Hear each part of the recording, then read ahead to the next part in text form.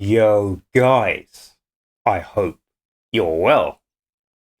So, guys, the enemy of my enemy is my friend. Is that what Keir Starmer wants us to believe? So, yesterday, Syria fell, and we now have a new regime in place led by HTS, which is Hayat Tahrir al Sham. Excuse the pronunciation, HTS. But I've got a few concerns on this.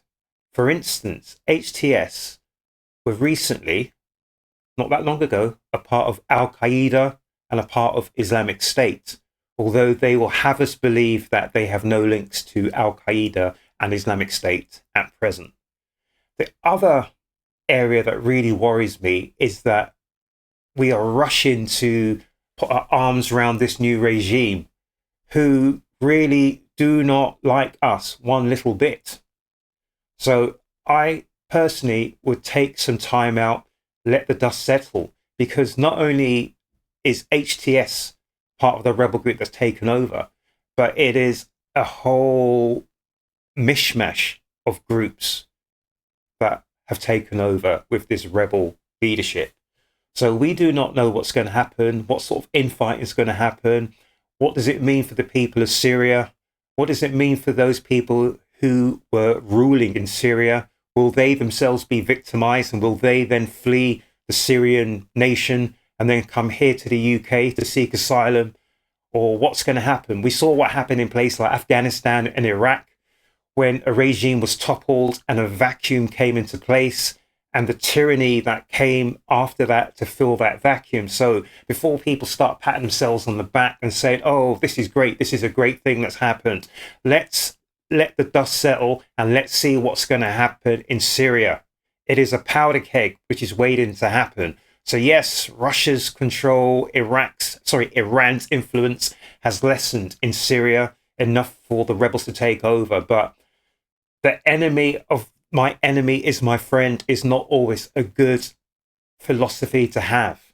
And I'm going to read something here that was posted today, because just for I put this on, I heard that the UK government is looking to take HTS off of the prescribed list of terrorists. So if you've been a victim of Al Qaeda, if you've been a victim of Islamic State, I wonder what you think about that. I wonder what you think. And why are we rushing to take these people off the list so quickly? We do not know what their aims are. We do not know what their aims are. But there was something here on a post, and it's talking about anti-HTS protests as little as a year ago. And it says here, for over a year leading up to the HTS-led rebellion offensive on the 27th of November, Jalani, and I think that's the leader of HTS, who's using his real name, which he's dropped the name he was using before, faced protests in Idlib from hardline Islamists as well as Syrian activists. Critics compared his rule to Assad's, accusing HTS of authoritarianism, suppressing dissidents and silencing critics. Protesters labelled HTS's security forces as Shabiba, a term used to describe Assad's loyalist henchmen.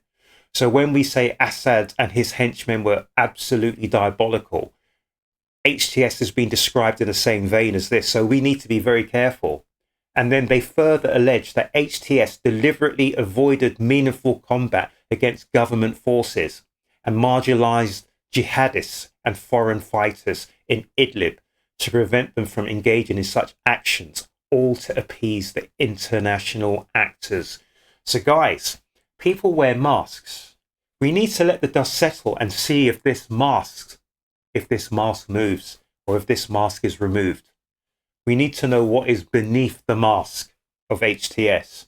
So where you have Starmer, who is absolutely falling over himself to cuddle and to make friends with HTS and to drop them from the prescribed list of terrorists. Really?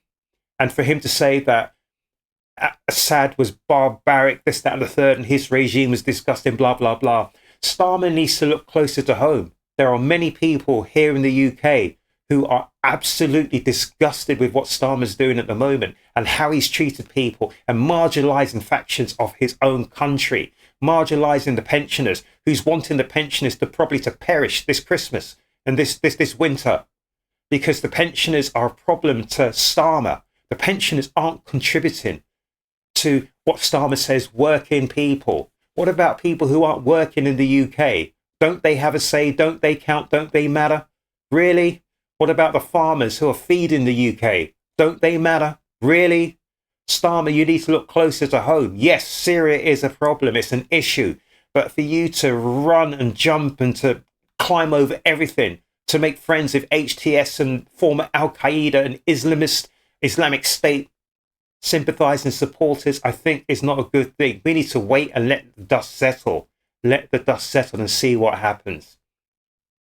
Yes, it's always a good thing when bad regimes come to an end. But should we really be poking our nose in at this time when we have problems in our own country? Really? And my big and great fear is that there will be an exodus from Syria. There will be an exodus. And that exodus will land firmly and squarely here at our doorstep here in the United Kingdom.